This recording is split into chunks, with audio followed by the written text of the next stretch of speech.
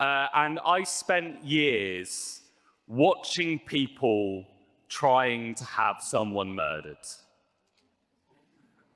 They thought they were doing it in secret, but they weren't. So the year was 2020. COVID had descended, and just like everyone else, I was spending a lot of time online.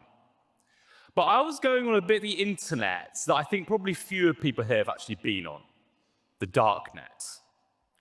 A bit of the internet that, thanks to clever technology, encryption, basically ensures your anonymity. And rumors had swirled around the dark net for years, that you could buy anything on the dark net, that you could buy drugs, that you could buy guns, that you could buy uranium, and also that you can buy murder on websites like this. This is what the website looked like when I first laid eyes on it all those years ago. I mean, it looks like a website from the 1990s. It looks like someone trying to make clip art as scary as possible. But the offer that the website makes is a serious one.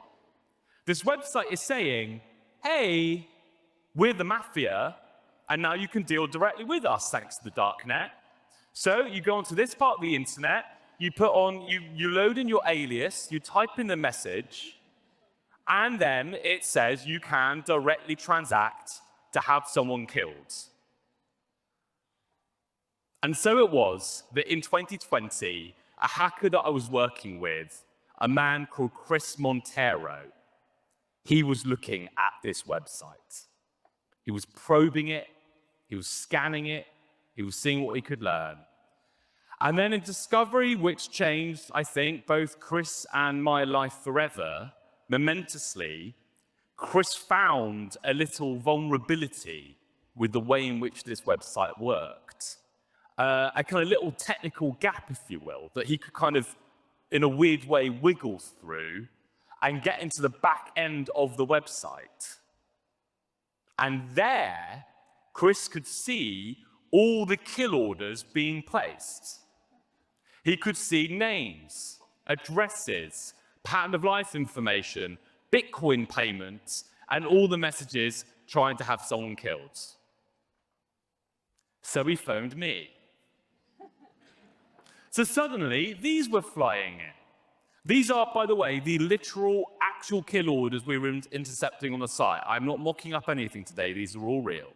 So suddenly, we were seeing that there was a hit to kill someone in Amsterdam, a simple, easy person, but high risk of putting me in jail. They paid almost $2,000.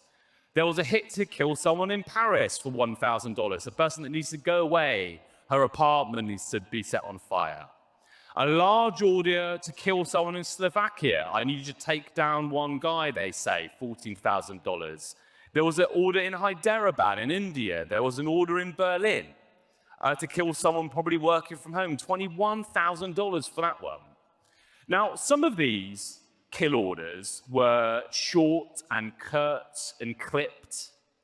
Others were long, offering lurid justifications as to why it was the right thing that this person had to die. And others still, they would log in almost every day, almost providing like real-time updates. Oh, the target's just left the house. This is the car they're driving. This is how they're going to get to work. But put together, we called all of these orders the kill list.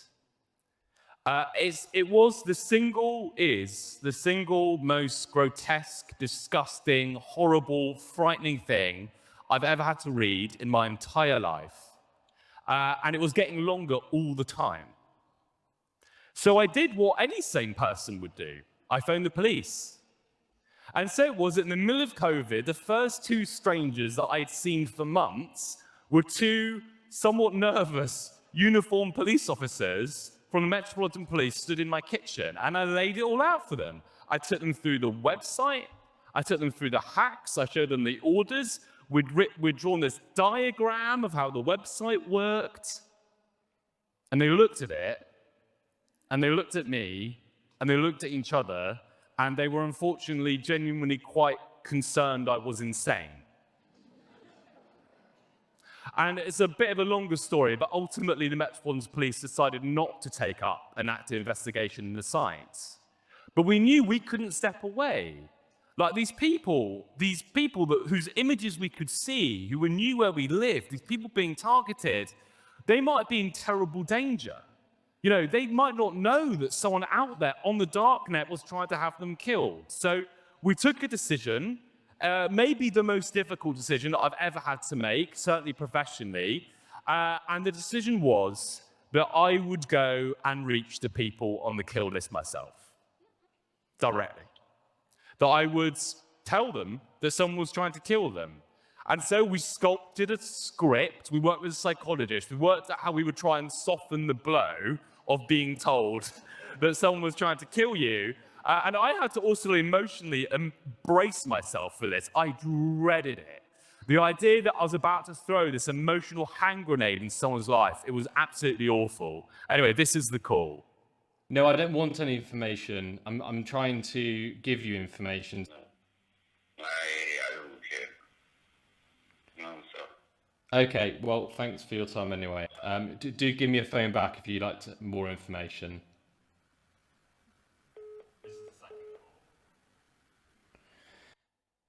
Would we be able to arrange a time to be able to talk to you at greater length about that? No, thank you. Okay. So you don't Hung up on me. I mean, I wasn't an emotional hand grenade going off in these people's lives. I was awful. I mean, no one believed me. You know, I spent a week, but the story was so unbelievably fantastical. Darknet assassins, you know, kill orders, that I just kept getting hung up on for a week. So we knew we needed to evolve our strategy and quickly. So we got local journalists on the scene. They believed us to go and directly meet the people on the kill list face to face. And the first place we tried to do this was to reach a woman called Elena here in Zurich, in the outskirts of Zurich. I spoke to the local journalist. She drove up to where Elena was living. She took a deep breath. She got out of her car and knocked on Elena's front door. And 5 minutes turned into 10, 10 into 15. And then, at last, after an agonizing wait, there was Elena on a Zoom call, a woman whose face I'd only seen on a kill order, was there speaking to me. And this was the warning I delivered her.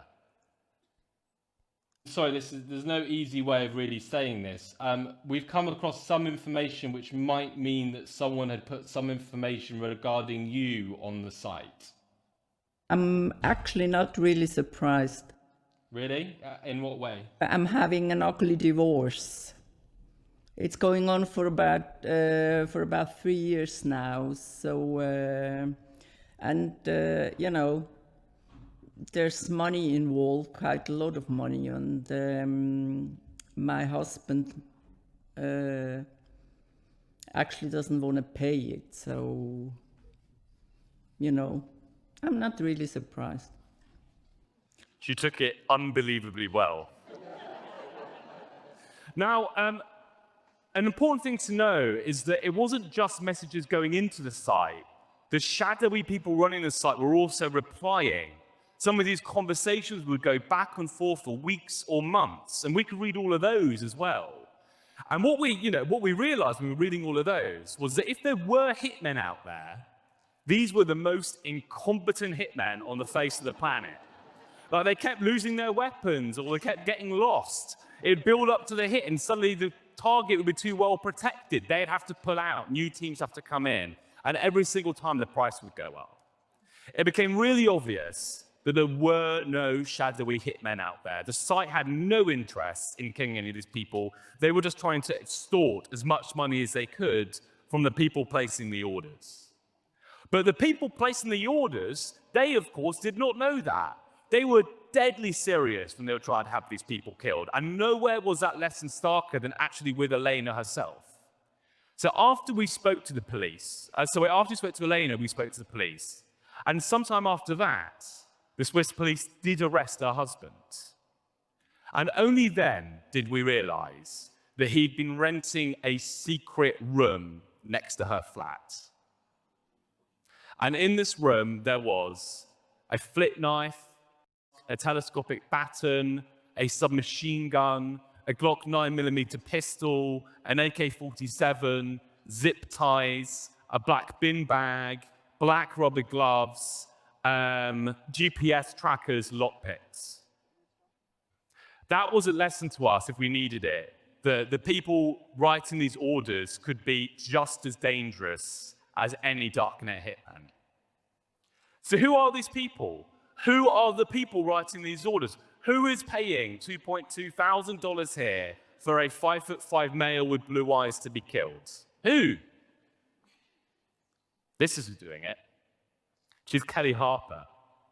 Kelly Harper is a go-getter, hospital administrator, one-time college sweetheart of the target of the order who'd been locked with him in a bitter years-long custody battle that had raged across the courts and the schools and the hospitals of Sun Prairie, Wisconsin.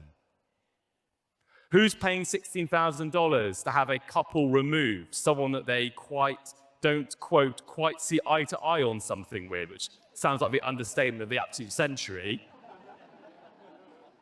This is a man that's done that, Christopher Pence, 40-year-old Microsoft IT security technician, the biological father of 11 children, the adoptive father of 5 more children, a deeply religious man, actually, who from a large solitary house in a valley in Utah secretly plotted to have the biological parents of his 5 adoptive children killed.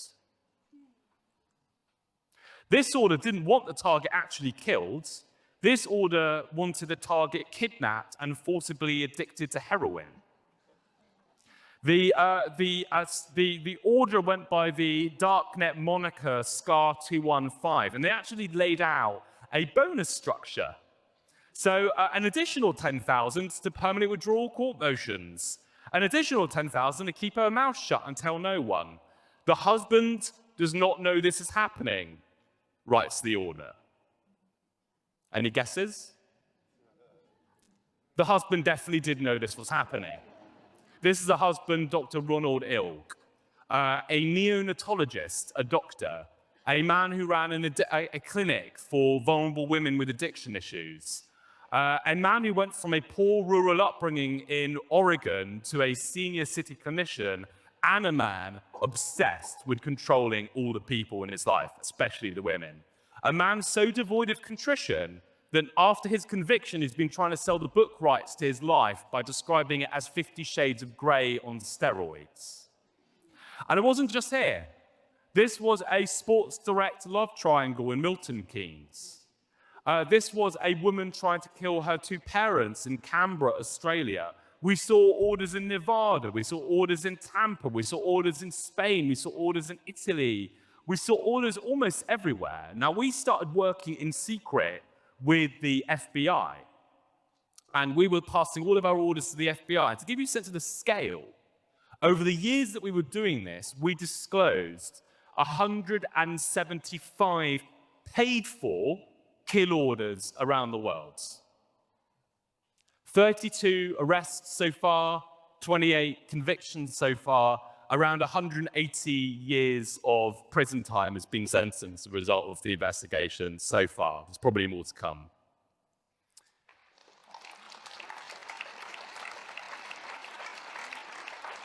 Thanks. And in case anyone's wondering, no, we're not still doing this. So there's a whole other investigation that we did into the people running the site. It turns out very likely that they were a group of Romanian cyber criminals, and some years ago they were then arrested in a rash of raids across Romania. We were then locked out the site, and yet convictions have continued that we have had nothing to do with. And that is the only reason I can stand on this stage today and tell you about any of this. This is, by the way, not a story I really thought I would ever be on a stage and able to tell anyone about. So it's a spectacular moment for me to be able to finally kind of talk to the world about what we were doing all those long years ago. But where are we left with? That's, I think, the final idea I want to leave us with. Like, what does all of this actually really mean? When I first started doing this, I thought the kinds of cases that we were going to be dealing with were going to be to do with maybe organized crime, big drug deals gone awry. And I think the reality is somewhat more unsettling than all of that.